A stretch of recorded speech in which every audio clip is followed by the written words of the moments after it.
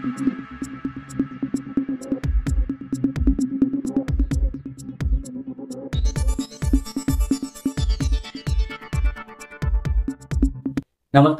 पाहूयात शेअर मार्केटमधील काही ठळक घडामोडी. टाटा पॉवर. टाटा पॉवर कंपनीने ट्रॉम्बे पॉवर प्लांटला कोळसा पुरवठा करण्यासाठी ॲडॅरो इंटरनॅशनल सिंगापूर सोबत करार केला असल्याचे सांगितले. कंपनीने $22.9 कोटी आणि ॲडॅरो इंटरनॅशनल सिंगापूरने $10.6 कोटी दावा केलाय. ॲडॅरो इंटरनॅशनल सिंगापूर सोबतचा हा वाद कंपनी लवादाद्वारे सोडवण्यास सहमत झाली आहे. गुरुवारी टाटा पॉवरचा शेअर 0.16% घसरणीसह ₹439 पातळीवर बंद झालाय. जिओजीत फायनान्शियल सर्व्हिसेस. कंपनीने राईट्स इश्यू जारी केले. या अंतर्गत विद्यमान भागधारकांना निश्चित प्रमाणात नवीन शेअर्स जारी केले जातात. निधी उभारण्यासाठी कंपनी अनेकदा राईट्स इश्यूचा सहारा घेते. कंपनीने 1:6 राईट्स इश्यू जारी केले. गुरुवारी कंपनीचे शेअर 6% घसरून ₹152 पातळीवर बंद झाले. इन्फोसिस. भारतातील आघाडीची सॉफ्टवेअर कंपनी इन्फोसिसने एक्सचेंजेसला दिलेल्या माहितीत सांगितले की कंपनीने space tech startup Galaxy I space solutions मध्ये ₹17 कोटी गुंतवणूक करणार आहे. गुरुवारी इन्फोसिसचा शेअर 0.25% वाढीसह ₹1,897 पातळीवर बंद झालाय. Suven life sciences.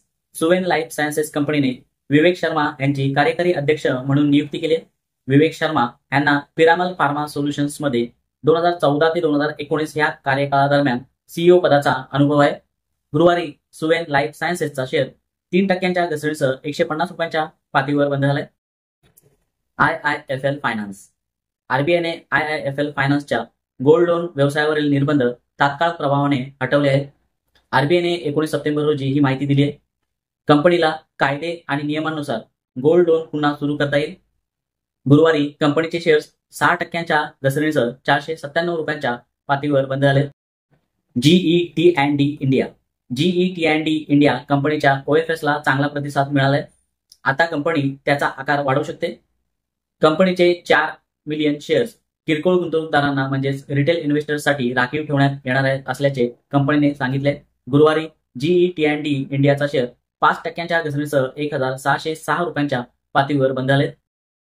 Balkrishna industries. 30,000 MTPA विस्ताराचे काम पूर्ण झाल्याची माहिती कंपनीने दिली आहे. त्याचबरोबर कंपनीने ॲडव्हान्स मटेरियल प्लांट सुरू केला आहे.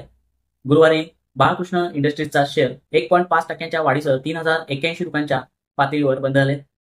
किर्लोस्कर ब्रदर्स.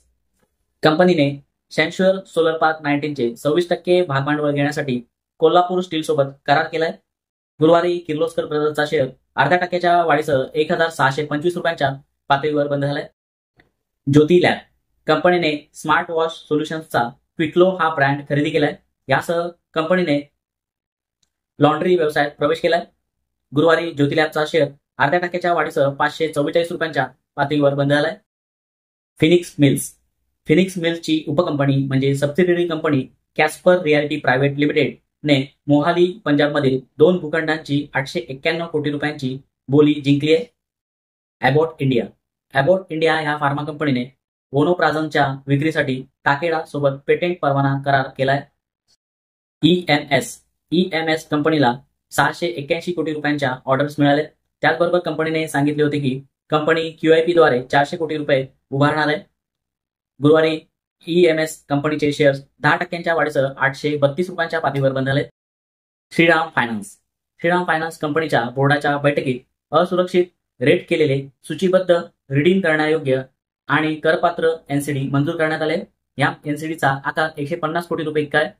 त्याचबरोबर श्रीराम कंपनीचा शेअर गुरुवारी 1.25% घसरणीसह ₹3,530 पातळीवर बंद झाले. राणे होल्डिंग्स कंपनीने त्यांची joint venture company Rane NSK steering systems Japan मधील उर्वरित 51% हिस्सा खरेदी केलाय. Vodafone idea. गुरुवारी वोडाफोन आयडियाच्या शेअरमध्ये मोठी घसरण दिसून आली आहे. वोडाफोन आयडियाचा शेअर गुरुवारी NSE वर 19.07% घसरून ₹10.44 पातळीवर आलाय. गेल्या एका वर्षात वोडाफोन आयडियाचा शेअर 5.09% घसरलाय, तर शेअरचा 52 आठवड्यांचा उच्चांक हा ₹19.18 इतका आहे. HDFC बँकेचे जुलै 2023 मध्ये पॅरेंट हाऊसिंग डेव्हलपमेंट फायनान्स कॉर्पोरेशनमध्ये विलिनीकरण झाले आणि त्यामुळे बँकेच्या पोर्टफोलिओमध्ये मॉर्गेज लोनचा मोठा पूल जोडला गेला. बँक सप्टेंबरच्या अखेरीस 9,000 कोटी रुपयांपेक्षा जास्त किमतीच्या कर्जाची नियोजित विक्री पूर्ण करेल अशी आशा आहे. गुरुवारी एचडीएफसी बँकेचा शेअर 0.76% वाढीसह 1707.70 रुपयांच्या पातळीवर बंद झालाय. गेल्या वर्षभरात एचडीएफसी बँकेच्या शेअरमध्ये 9.21% वाढ झाली आहे. मोतीसन्स ज्वेलर्स कंपनीच्या बोर्डाच्या बैठकीत कंपनीच्या शेअर विभाजनाला मान्यता देण्यात आली आहे. कंपनीचा एक शेअर 10 भागांमध्ये विभागला जाणार आहे. गुरुवारी कंपनीच्या शेअरने 287.90 रुपयांची सर्वकालीन उच्च पातळी गाठली आहे. त्याचबरोबर कंपनीने एका महिन्यात 50% इतका परतावा दिलाय. मोतीसन्स ज्वेलर्सने स्टॉक स्प्लिटसाठी 9 नोव्हेंबर 2024 हे रेकॉर्ड डेट निश्चित केली आहे. एनटीपीसी ग्रीन एनर्जीने 18 सप्टेंबर रोजी आयपीओ साठी अर्ज केलाय. कंपनीने आयपीओच्या माध्यमातून 10,000 कोटी रुपये उभारण्याची घोषणा केली आहे. त्याचबरोबर कंपनी फक्त नवीन इक्विटी शेअर्स जारी करणार आहे आणि विद्यमान भागधारकांना ओएफएस द्वारे कोणताही हिस्सा विकणार नसल्याचे कंपनीने सांगितले.